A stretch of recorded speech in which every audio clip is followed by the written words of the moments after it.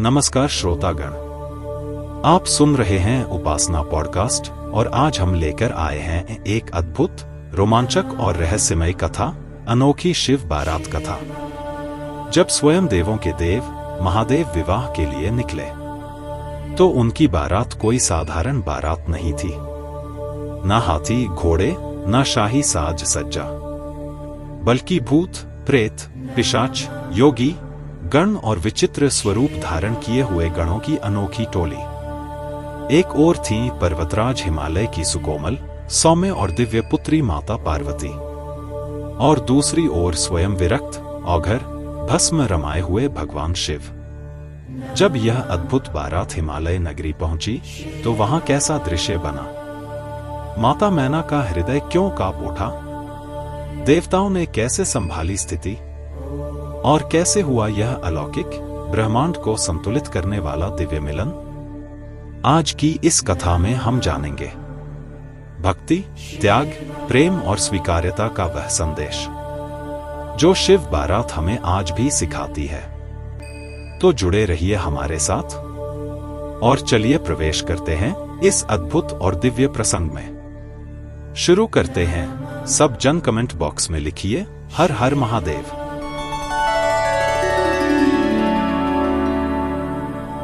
देवताओं का आगमन और महादेव की अनोखी बारात की तैयारी। देवों के देव महादेव और माता पार्वती के विवाह की बात चली तो सभी देवताओं को न्योता देने का जिम्मा ब्रह्मा जी ने लिया। ब्रह्मा जी ने सभी देवताओं को संदेश भेजा, सभी बाराती बनकर विवाह में अवश्य पधारें और ध्यान रहे अपने अपने वाहन से ही आइए। दूल्हे की ओर से किसी भी प्रकार की वाहन व्यवस्था नहीं की गई है, इसलिए सभी देवता अपने निजी वाहनों द्वारा ही बारात में सम्मिलित हों। सभी देवता अपने अपने लोकों को लौट गए और विवाह की तैयारियां प्रारंभ हो गईं। विवाह का पावन दिन आ पहुंचा। गोस्वामी तुलसीदास जी कहते हैं, लगे सवान सकल सुरवाहन, विविध विमान हो ही सगुन मंगल शुभदा। अर्थात सभी देवता अपने अपने वाहनों को सजा रहे थे, मंगल के शुभ संकेत प्रकट हो रहे थे। अब आप बताइए, विवाह में संगीत का कार्यक्रम कहाँ होता है? दूल्हे के घर में और दुल्हन के घर में, है ना? परंतु भगवान शंकर का विवाह तो अद्भुत था। यह पूरे ब्रह्मांड का एकमात्र ऐसा विवाह था जहां संगीत का आयोजन दूल्हे के घर में नहीं बल्कि बारातियों के घरों में हो रहा था। स्वर्गलोक में अप्सराएं मंगल गीत गा रही थी, नृत्य हो रहा था, बधाइयां गूंज रही थी। हर देवता अपने वाहन को सजाने में व्यस्त था। विष्णु भगवान ने गरुड़ जी को विशेष स्नान कराया। सुगंधित तेल और उत्तम शैम्पू से उन्हें नहलाया गया। लाल रंग की चांदनी ओढ़ाई गई, गले में सुंदर मालाएं पहनाई गईं और इत्र से सुवासित किया गया। उधर इंद्र अपने श्वेत ऐरावत हाथी को रगड़ कर स्नान करा रहे थे।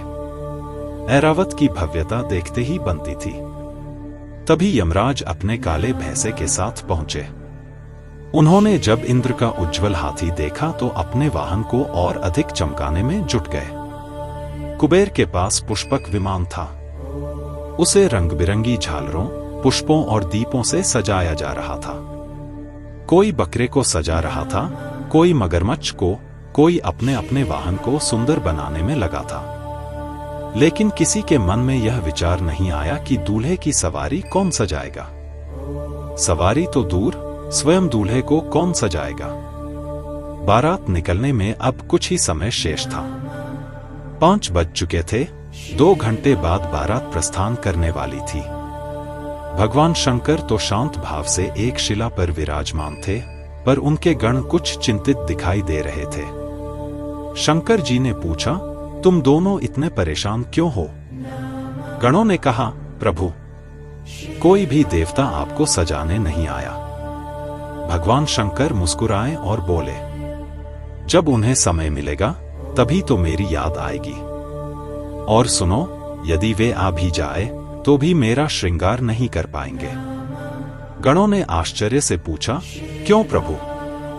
भगवान बोले, मेरा श्रृंगार वही कर सकता है जो मेरे मन को समझता हो, और मेरे मन को मेरे गणों के सिवा कौन समझ सकता है। इसलिए तुम लोग ही मेरा श्रृंगार करो। जितना सुंदर तुम करोगे उतना कोई नहीं कर पाएगा। यह सुनकर गण और अधिक चिंतित हो गए। जो स्वयं कभी सजे सवरे नहीं, वे दूल्हे को कैसे सजाएंगे? फिर भी आज तो उन्हें अपने प्रभु का श्रृंगार करना ही था। भगवान शंकर शांत भाव से शिला पर बैठ गए और उनके गणों ने बड़े श्रद्धा और प्रेम से उनका श्रृंगार प्रारंभ किया। बाबा शिला पर विराजमान हो गए और उनके गण उनका श्रृंगार करने की तैयारी में जुट गए। पूज्य गोस्वामी तुलसीदास जी की चौपाइयों के साथ हम मानसिक रूप से उस दिव्य श्रृंगार का दर्शन करते हैं। शिव ही शंभु गण करहिं श्रृंगारा, जटा मुकुट अहि मोर सवारा। सबसे पहले गणों की दृष्टि बाबा की जटाओं पर गई। कामदेव दहन के समय जो प्रचंड क्रोध प्रकट हुआ था, उससे जटाएं बिखर गई थी। गणों ने बड़े प्रेम से जटाओं को समेटना शुरू किया। सिर पर इस प्रकार सजाया कि वे मुकुट का आकार लेने लगी। एक गण बोला, बस अब मत छूना। दूल्हे की टोपी तैयार हो गई, पर अचानक प्रश्न उठा, दूल्हे को बारातियों से अलग कौन करता है? उत्तर मिला, मोर। अब कैलाश में मोर कहां से आए? वहां कोई बाजार तो है नहीं। एक गण बोला, अस्थाई मोर ही सही। शिव जी मुस्कुराए, ले आओ। गण उस स्थान पर पहुंचा जहां हजारों सर्प नृत्य का अभ्यास कर रहे थे। उसने पतले, लंबे और रंग बिरंगे सर्पों को चुना। करीब 40 सर्पों को लेकर उनके फनों को ऊपर बांधा और जटा मुकुट पर सजा दिया। जब बाबा सिर हिलाए तो सर्प फन फैलाए, ऐसा आदेश दिया गया। शिव जी ने पूछा, यह क्या है? गणों ने कहा, प्रभु, यही आपका मोर है। सर्प को काल कहा जाता है, और जो काल को भी आभूषण बनाकर धारण करे वही महाकाल है। यह शिव का दिव्य संदेश था। अब आगे श्रृंगार बढ़ा। सर्पों से कुंडल बने, सर्पों से कंगन, सर्पों से बाजूबंद। वासुकी सर्प को यज्ञोपवीत बनाकर कंधे से लपेट दिया गया। सिर से पांव तक सर्प ही सर्प। फिर एक गण बोला, प्रभु दूल्हा बनने जा रहे हैं, कुछ पाउडर भी लग जाए। कैलाश में पाउडर कहां?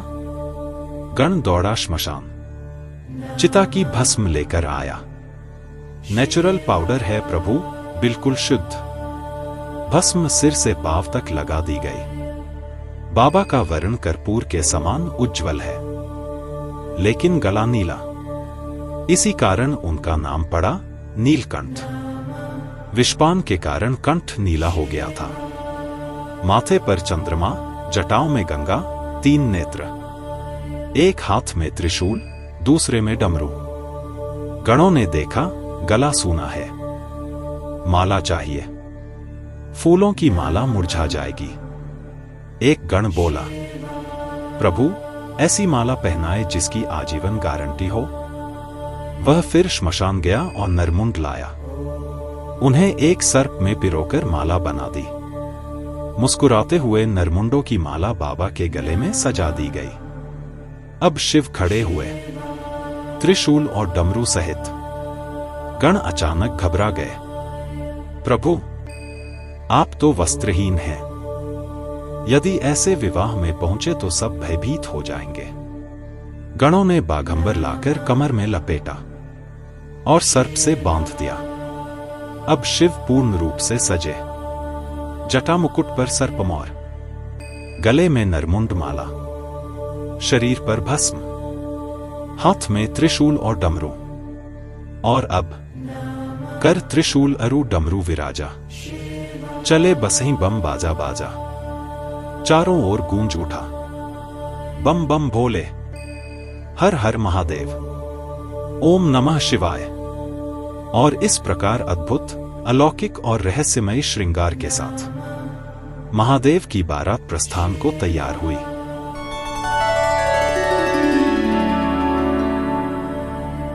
देवताओं का प्रस्थान और भूतों की बारात। नंदी बैल सजकर आ गए। भगवान शंकर नंदी पर विराजमान हो गए। एक हाथ में त्रिशूल, दूसरे में डमरू, साथ में भृंगी और श्रृंगी आनंद में नृत्य कर रहे थे। अब प्रतीक्षा थी बारातियों की। जैसे ही 5 बजे सभी देवता अपनी अपनी देवियों के साथ सुसज्जित होकर कैलाश पहुंचे। गोस्वामी तुलसीदास जी कहते हैं, सभी देवियां एक स्थान पर एकत्र हो गईं। माताओं का स्वभाव बड़ा सरल होता है। किसी का भी दूल्हा हो, उसे देखने का आनंद अलग ही होता है। देवियां दूल्हे को ढूंढने लगीं, पर शिव कहीं दिखाई नहीं दिए। तभी एक गण दिखाई पड़ा। देवियों ने पूछा, भैया दूल्हा सरकार कहाँ है? गण मुस्कुराया, देखने का बहुत मन है क्या? हाँ, उसी लिए तो आए हैं। गण उन्हें थोड़ा दूर ले गया और इशारा किया, वो देखिए दूल्हा सरकार नंदी पर विराजमान है।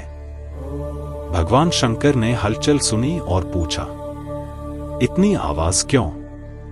गण बोले, प्रभु आपकी सुंदरता देखने के लिए भीड़ लगी है। शिव ने मुस्कुराकर सर्पों का फन हटाया और अपना मुख दिखाया। जैसे ही देवियों ने दर्शन किया, एक ने कहा, अरे बाप रे, कितना भयानक दूल्हा। दूसरी बोली, ऐसे दूल्हे के साथ कौन अपनी बेटी का विवाह करेगा? देवियां घबराकर लौट गईं और देवताओं को सब बता दिया।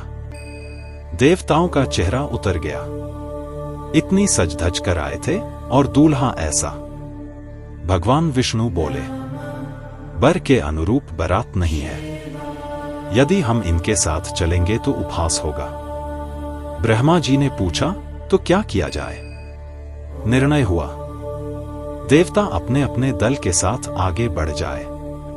इंद्र बोले, दूल्हा बाद में आते रहेंगे। और देखते ही देखते सभी देवता शिव को वहीं छोड़कर आगे निकल गए। नंदी ने देखा बाराती चले गए। वह बोला, प्रभु जिनके लिए प्रतीक्षा कर रहे थे वे तो आपको छोड़कर चले गए। एक बार डमरू बजाइए, मैं सबको पीछे छोड़ दूं। शिव मुस्कुराए, कहीं नहीं जाना, यहीं ठहरो। भृंगी ने हाथ जोड़कर कहा, प्रभु बिना बारात के दूल्हा जाएगा तो संसार हंसेगा। शिव बोले, अपने दल के साथ जो आनंद है वह दूसरों के साथ नहीं। अपनी पार्टी को बुलाओ। गण बोले, प्रभु उन्हें निमंत्रण तो नहीं भेजा गया। शिव हंसे, उन्हें निमंत्रण की आवश्यकता नहीं, वे बिना बुलाए ही आते हैं। बस एक पुकार उठी, हर हर महादेव, और फिर चारों दिशाओं से गूंज उठी वही ध्वनि।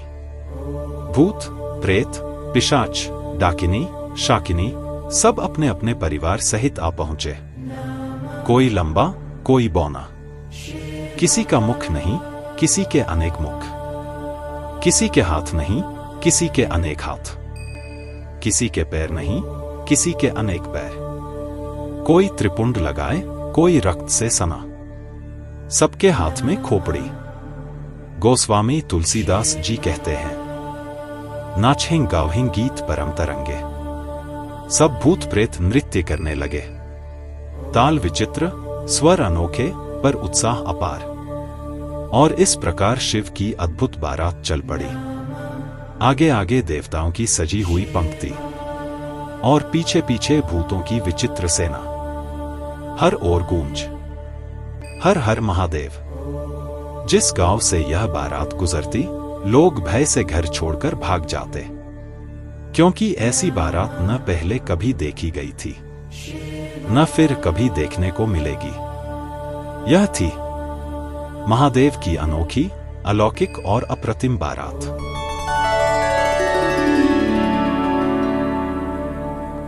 शिव बारात का हिमालय पहुंचना और माता पार्वती के परिवार में मची हलचल।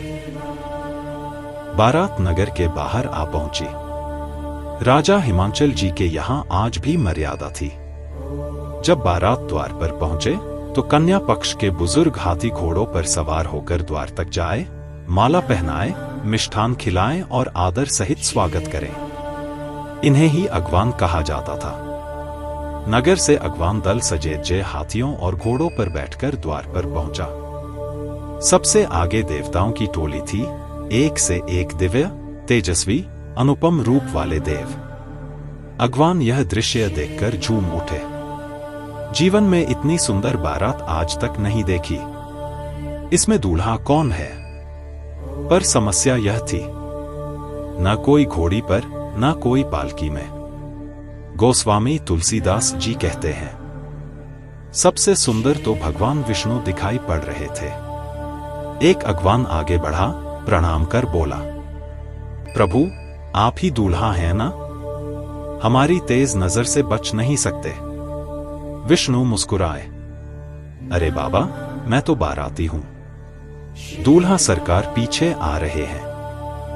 अगवान और प्रसन्न, जब बाराती इतने सुंदर हैं तो दूल्हा कितना अनुपम होगा। देवताओं का स्वागत आरंभ हुआ। गले में मालाएं, मिष्ठान, फलों का रस। ब्रह्मा जी ने धीरे से कहा, जो मिले लेते जाइए, कोई नखरा मत कीजिए। अभी तक स्वागत है, पीछे वाली पार्टी आएगी तो सब भाग जाएंगे। इतने में दूर से स्वर गूंजा, बम बम भोले, हर हर महादेव। ढोल, नगाड़े, विचित्र ध्वनियां। कोई चीनी में गा रहा, कोई जापानी में, पर अंत में सब बम लगा रहे। अगवान ने घबराकर पूछा, ये कैसी आवाज है? और बाराती आ रहे हैं क्या? देवता समझ गए। शिव गण आ पहुंचे। अगवान ने जैसे ही आम का रस गिलास में डाला, तभी आकाश में एक भूत उड़ता दिखाई पड़ा। लंबी लपलपाती जीभ, मानो रस खत्म होने से पहले पहुंच जाना चाहता हो। अचानक चारों ओर से भूत प्रेत टूट पड़े। गोस्वामी तुलसीदास जी लिखते हैं, शिव समाज जब देखन लागे, बडर चले वाहन सब भागे। जिन हाथी घोड़ों पर अगवान आए थे, वे स्वयं भाग खड़े हुए। समझदार लोग किसी तरह धीरज धरे खड़े रहे। भूत पीछे से ठोकर मारते, हमारी माला कहाँ है? डरते डरते अगवान स्वागत करने लगे। मन ही मन प्रार्थना, प्रभु आज बचा लीजिए, फिर कभी किसी को माला पहनाने नहीं जाएंगे। छोटे छोटे बच्चे भी बारात देखने आए थे।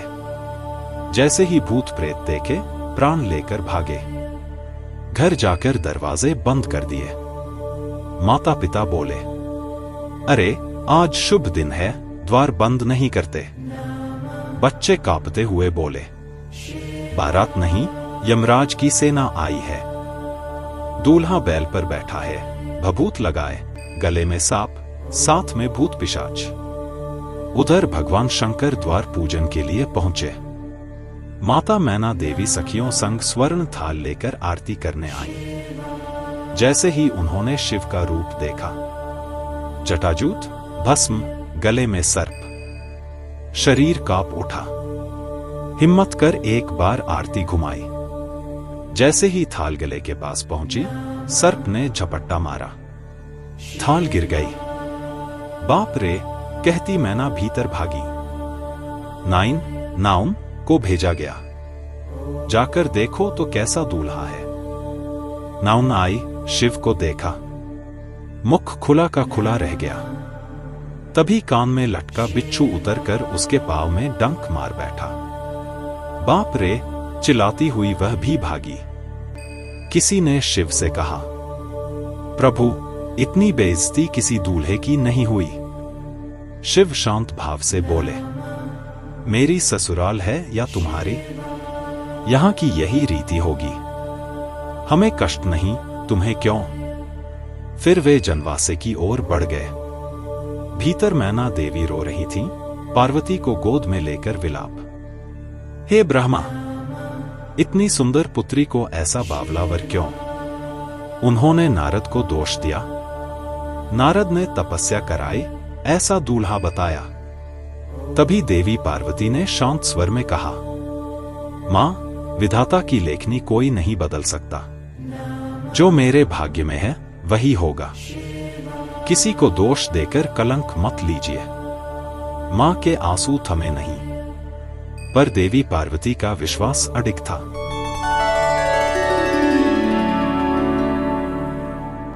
शिव के वास्तविक स्वरूप का दर्शन और विवाह की तैयारी। जनवासे में भगवान शिव अपने गणों सहित विराजमान थे। उधर महल में माता मैना देवी विलाप कर रही थी और देवी पार्वती शांत भाव से उन्हें समझा रही थी। देवताओं को चिंता हुई, यदि माता मैना ऐसे ही रहीं तो विवाह कैसे संपन्न होगा। तब सभी देवता भगवान शिव के पास पहुंचे। विनय पूर्वक बोले, प्रभु, आप तो भोलेनाथ हैं। आपका यह विरक्त औघड़ रूप माता के लिए असह्य हो रहा है। कृपा करके अपना दिव्य सौम्य स्वरूप धारण कीजिए, जिससे सबका भय दूर हो। भगवान शिव मुस्कुराए। उनकी मुस्कान में करुणा थी, करुणा में लीला। क्षण भर में अद्भुत परिवर्तन हुआ। जटाओं में सुशोभित चंद्रमा और गंगा की धारा दिव्य प्रकाश से दमक उठी। भभूत का स्थान स्वर्ण आभूषणों ने ले लिया। गले के सर्प शांत होकर दिव्य हार समान दिखने लगे। नीलकंठ पर तेज ऐसा कि सहस्र सूर्य भी फीके पड़ जाए। संपूर्ण आकाश ज्योतिर्मय हो उठा। देवताओं ने उस अनुपम रूप का दर्शन किया तो स्तब्ध रह गए। यह वही औघड़ दूल्हा था? नहीं, यह तो स्वयं विश्वेश्वर का परम सुंदर, करुणामय, चंद्रशेखर रूप था। संदेश तुरंत महल पहुंचा। दूल्हा अब दिव्य रूप में है। माता मैना ने साहस कर पुनः बाहर कदम रखा। जैसे ही उन्होंने शिव का सौम्य, मोहक रूप देखा, आंखें आश्चर्य से फैल गईं, हृदय आनंद से भर उठा। वे बोली, अरे, यह तो स्वयं साक्षात नारायण से भी अधिक मनोहर है। उधर देवर्षि नारद मंद मंद मुस्कुरा रहे थे। उनकी लीला सफल हुई थी। अब महल में उल्लास छा गया। मंगल गीत गाए जाने लगे। सखियां 16 श्रृंगार की तैयारी करने लगी। विवाह मंडप सुसज्जित हुआ। स्वर्ण कलश, आम्रपल्लव, केतकी और मालती के फूलों की सुगंध वातावरण में फैल गई। वेदों की ऋचाएं गूंज उठी। राजा हिमांचल ने स्वयं आगे बढ़कर भगवान शिव का आदरपूर्वक स्वागत किया। अब उनके मन में कोई संकोच न था, केवल गर्व था कि ऐसी महायोगी महादेव उनके जामाता बनने जा रहे हैं। माता मैना ने पुनः आरती उतारी। इस बार हाथ कांप नहीं रहे थे, हृदय स्थिर था। देवी पार्वती का श्रृंगार हुआ। ललाट पर सिंदूर की आभा, नेत्रों में लज्जा और हृदय में अटूट भक्ति। जब दोनों का आमने सामने मिलन हुआ, मानव शक्ति और शिव का सनातन संयोग पुनः प्रकट हुआ। देवताओं ने पुष्प वर्षा की। आकाश से हर हर महादेव का नाद गूंज उठा और इस प्रकार आरंभ हुई विश्व के सबसे दिव्य विवाह की मंगल तैयारी।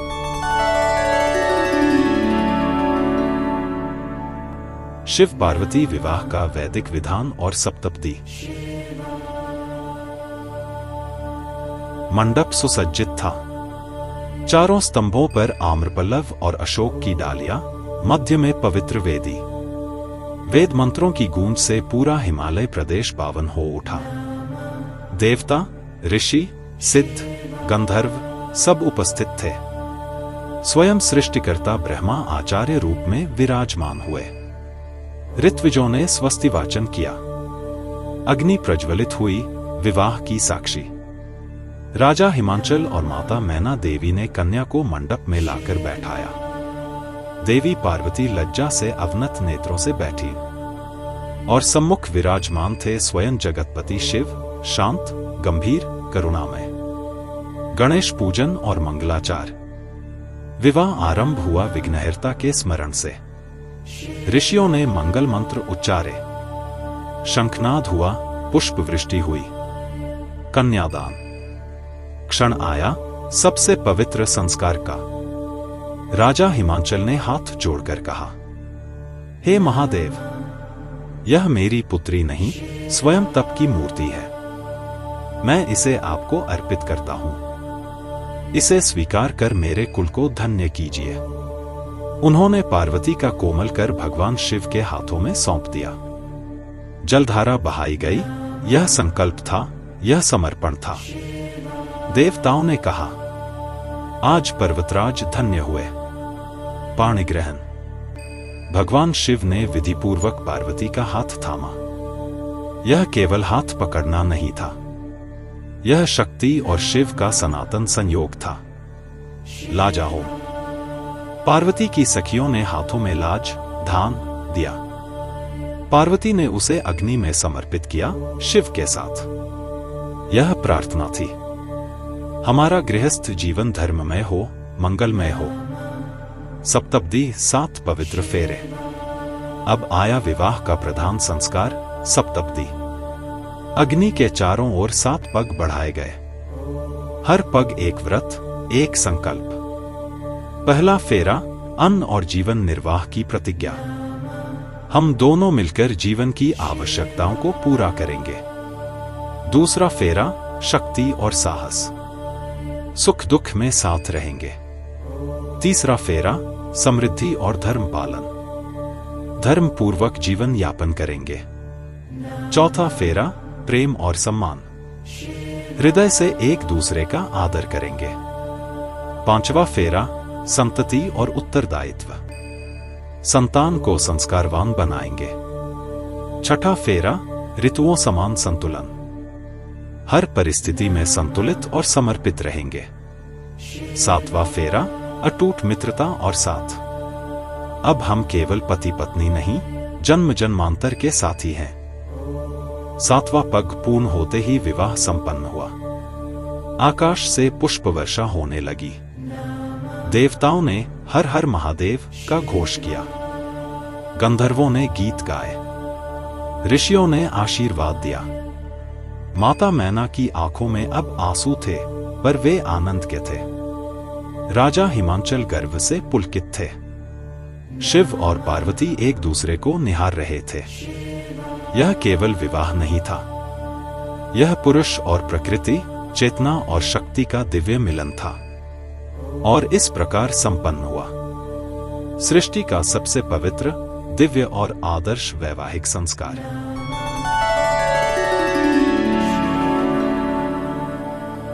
विदाई और कैलाश गमन।